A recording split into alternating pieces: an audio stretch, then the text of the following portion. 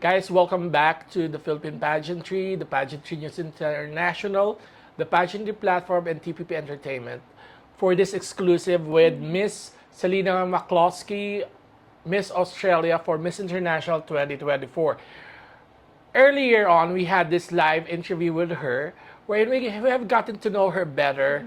We had some fun interviewing We you. did. I had some fun interview learning about Lola, your dog. Thank you. Learning about the experiences you had in Milan, in Hawaii, and your experiences with your deaf and mute, the and deaf blind. and blind classmates when you were growing up. So that's something that Thank you. nobody can like instantly experience it or just experience it in that way. So it's like hard to really for them, for those blind and deaf students that she studied with, and when she was growing up, and she learned a lot from it. I did. But then again, we had fun in that interview, We right? did. We had. did have But then fun. again, we have to like go into serious business and really it. understanding and getting to know Selena, guys. Did I ask you earlier about when we had that live about why your name Selena? I actually don't think we did. Okay. This is a bit of a fun fact. Well, not so fun, actually.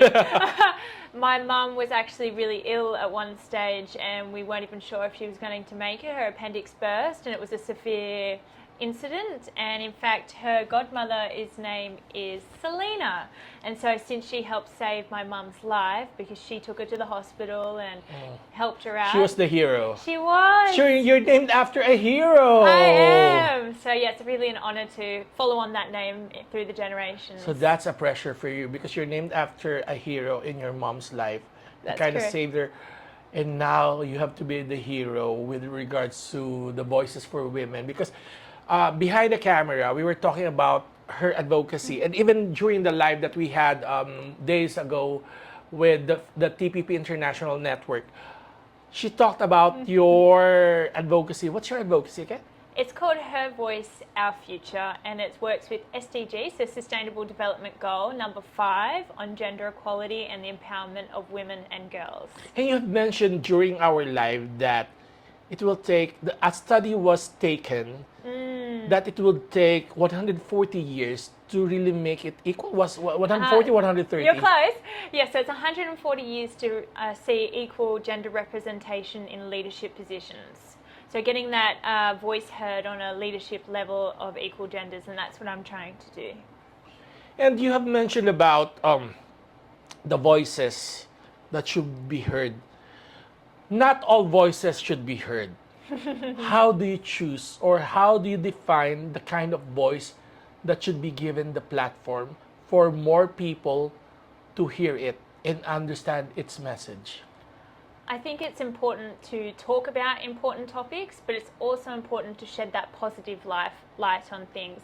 And that's what I'm trying to do, is talk for the voiceless, but also give an encouraging message that there is hope at the end of the tunnel. And I'm trying to really change that, because I believe that will lead to a more peaceful and prosperous community when that positivity is shone on difficult topics.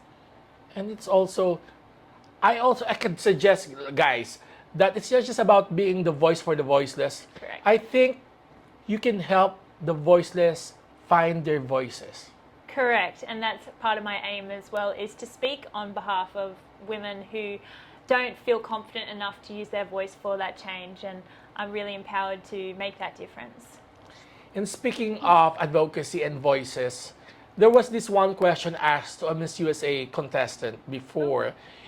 You are in a demonstration, you're in an advocacy walk, and you have a placard with you. What is written on that placard?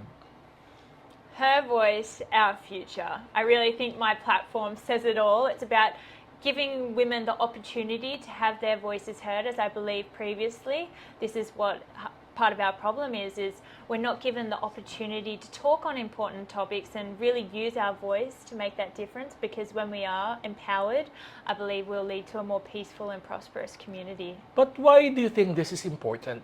I mean, you're talking about the voices. If we hear so many voices, it becomes noisy.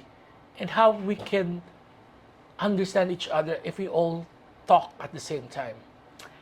I'm aiming to speak for the voiceless. That's part of my aim, is to speak on behalf of those who don't feel like they can speak. As I said, I attended a deaf and blind preschool, so I'm speaking on behalf of those who are not able to. And So it's not just the symbolism of that, but you actually experience that because it's hard to be blind and be deaf at the same time. Correct. And even though they have the capacity to speak, they cannot find their voice because they do not know what it is. Exactly. And I feel also, instead of using your voice, sometimes you can touch the hearts of those, and that's your impact, and that's your way of spreading your voice. It doesn't have to be a physical thing, it can be heartfelt. So That's something in studying in a school for the deaf and blind. So I know you're not ready for this. Oh. But I'm going to be asking her a pageant patty question that is asked a lot in the Philippines, in the local pageants here. How would you describe music to a deaf person? That's actually a great question. I would describe it as a warm hug, something that is really felt, but as they can't see, I feel like it's important to connect through other modes. So a warm hug is something that's so powerful and says a lot without having to actually say or do anything else. That's very wise for you to say that, because of course, a hug, even if I hug my dog, it gives me a warm feeling already. I love my dog. It's like different feelings, right? Yes. In the same type of questions, what about describing a flower or a rainbow to a blind person? Another great question, of course. I would describe it as radiant music. I believe their external beauty also radiates internally for them. They're more than just a beautiful thing. I feel like music is able to connect people. Yeah, it could describe joy, it could describe Yes, sadness. joy is my It middle could name. describe, Yes. it could describe even beauty. Well, that's good. That's a good insight.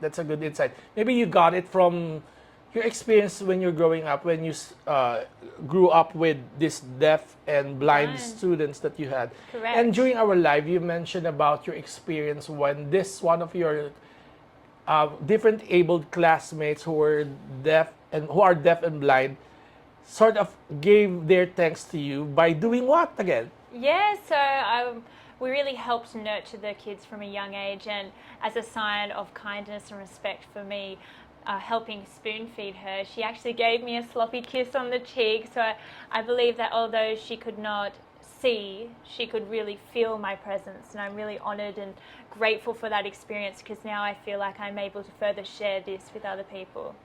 You know what? I just realized, even though they're not able to talk, because they cannot hear themselves and they cannot give examples or learn from examples of how to communicate through language, and also they cannot see, the fact that girl was able to express her gratitude to you through a kiss, that talks and speaks a lot. Yes, very grateful for that. It really speaks volumes and really pushes my purpose and my mission to help others. In this mission in helping others, is that what brings you to where you are right now as a Miss Australia, hoping to become the next Miss International? Yes, of course. I feel like that is my foundation of where I've began and where I've found my purpose and calling with my advocacy, creating a difference in gender equality and the empowerment of women and girls. So it's my purpose through my platform to create a voice for the voiceless through my project, Her Voice, Our Future. So that's what it's really started from there. You know what is a good thing, because when I keep hearing your the tagline of your advocacy of Her Voice, Our Future, it's like bringing the woman is a mother, and the fact that her voice is going to be heard, her needs are going to be met, and her platforms are going to be addressed or helped in with your advocacy, she'll be able to bring a better life into the world with the life that she conceives. Yes, definitely. I feel like using your voice for like women's voices is not just helping her, it's also helping communities. So it's helping financially. So I'm also helping women create financial independence, which is part of my platform to help bring women into business so they are more financially stable and can use their voice for change, because when you're in that right mindset, you'll be able to make a better difference. Wow. Well, before we continue this, I hope that you really win, because you're gonna be an asset to Miss International if you Thank win. you. And you have mentioned it's been 32 years, right? 32 years since Australia last won the Miss International. So 1992, it's been since then, which is crazy. Maybe it's about time, and you're the one who's going to be bringing it back to Australia. Thank you. It would honestly be such an honor. But it's a pressure. Pressure makes diamonds, they say. Oh, yeah. So. That is right. Pressure makes diamonds. Yes. Too much pressure, better carrots. Right? Right? That's it. I think pressure really shows that you care about something, and I really do care about the Miss International platform and using it to make a difference. So I think the pressure's a positive thing. Use it as a positive light rather than seeing it as a negative. You have mentioned that you're going to use the platform. So how are you going to use the Miss International platform? Yeah, so I'm currently using the platform to make a difference in my community here. So I've been volunteering for many years actually at Dress for Success Newcastle Hunter and making a difference within schools. I believe children are our future, and it's really important that we utilise them and their potential to further think about our future. So I also look forward to, if I was so grateful to be the next Miss International, it'd be my mission to include children in our future. Help them find their voice to make a difference as leaders. And then also, it'd also be my honour to create my own foundation, Her Voice, Our Future, on a greater international level, to have my voice heard and further empower more women and girls. You know what? That idea is great, because in Miss International, it's like networking. You have 74 other sisters that can help you with that. Honestly, that's one of the best things about Miss International is I'm using my voice on my project to make change. But when we all come together with the 74 other delegates, we are creating a ripple effect for change. So I'm excited to meet all my international sisters and really hone in on making a difference together, because I can only do so much by myself, but together we are so powerful. Exactly, because in pageantry we expect so much from our beauty queens, but remember, they're just single individuals. Yes. And we have to help them to find their purpose, at the same time to help them help ourselves. Yes, of course. And you have 74 other sisters to be able to do that, right? It's like magnified 75 times. Exactly, a friend in every country. So that's really important, to use our voice and sprinkle them all in different countries. And I'm really excited to bring a bit of Japan back to Australia when I come back as well, and influence our culture and take a bit of their cultural understanding and bring it back to our hometown, the land down under.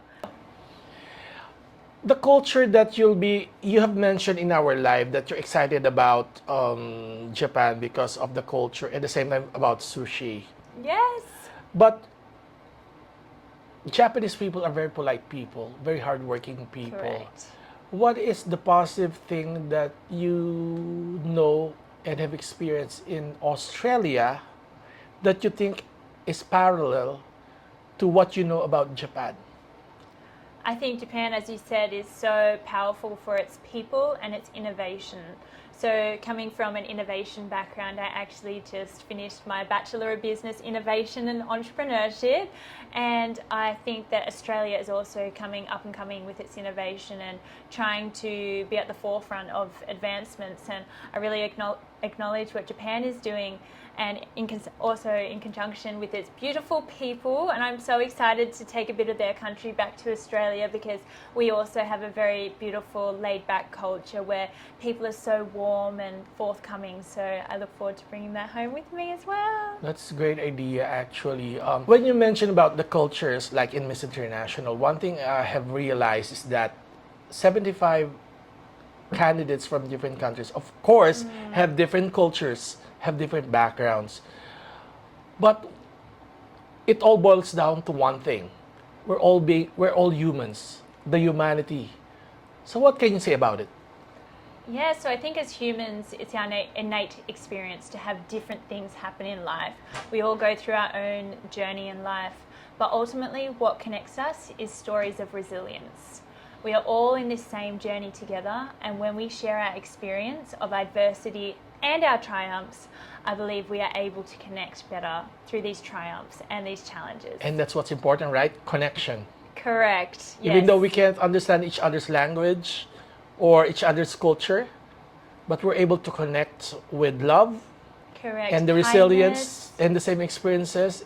Correct. We're able to understand each other better. Yes, I agree. And it's got to be something that we're afraid of because we already know each other in that aspect. We're the same. Yes, exactly. same. All equal. We're all equal, but the voices that we'll be talking to. We have so many things to understand about beauty pageants generally. In Australia, it's not that famous. Correct. Australia is not a pageant country. Though they have beautiful women. Thank you. Thank They you have so beautiful women and they have beautiful queens. So there's a difference between queens and women.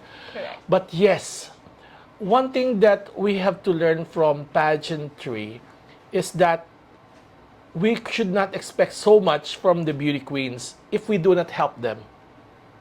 So as a beauty queen, what do you think that you need the help most with regards to the things that you want to accomplish? So I think one of the most amazing things about Miss International is the platform they give you. A platform for change and a platform to sense of dreaming within our younger generations, and this is something I wish to aspire. I think we can all have a dream, and when we share it, we are able to connect and really make a difference. I wish to share my heart and my passion through my advocacy on SDG number 5 to really make a difference, and ultimately not just make a difference in my community, but also to take this to the international stage, because I believe we need this in all countries, and when we're all united, we are able to make a difference together. Actually, that's great. Yes. When you talk about the work of a Miss International, what kind of Miss International will you be?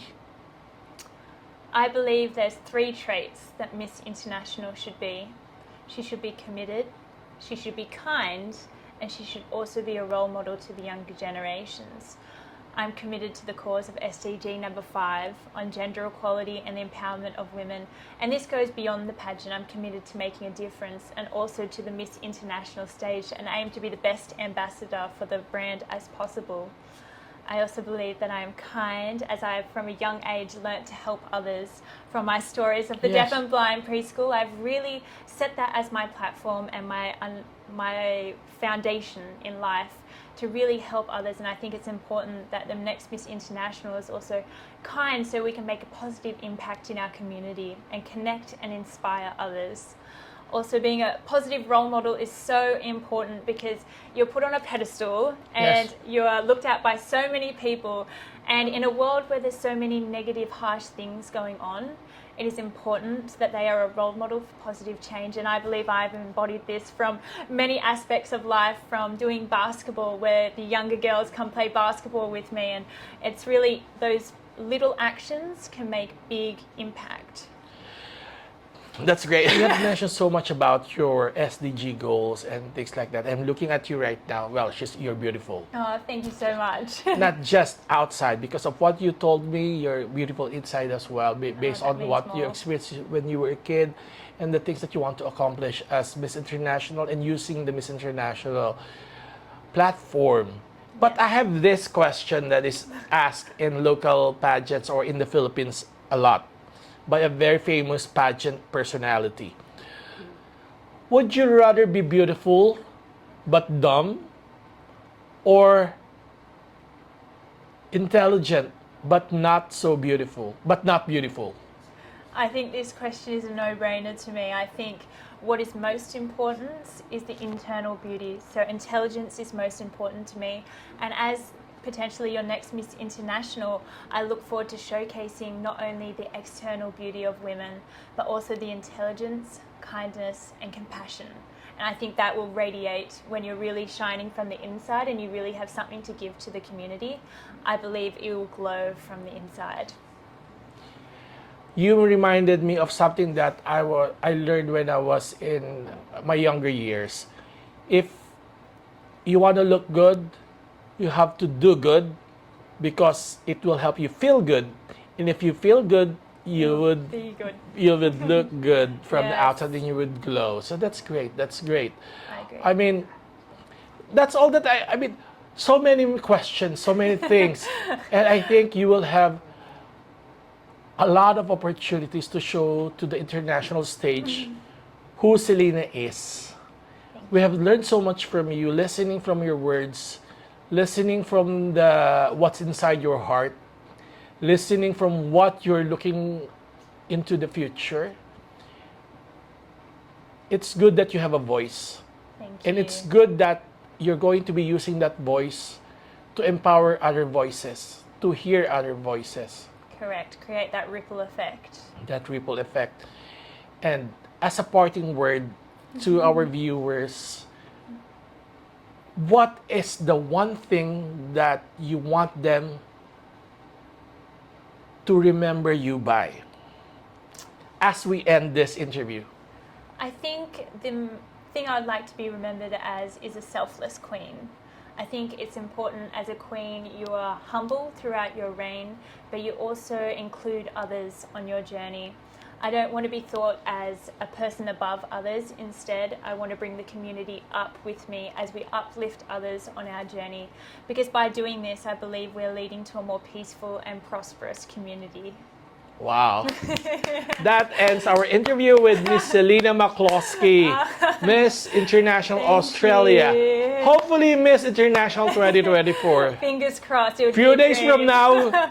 from now, good luck on the thank preliminaries you. and on the finals. And we're going to be rooting for you because we want every voice to be heard. While we're here, while we end this,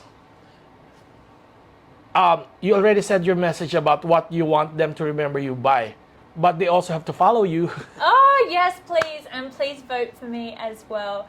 My Instagram is Miss International Australia 2024. So please follow along with my journey and I look forward to meeting you all.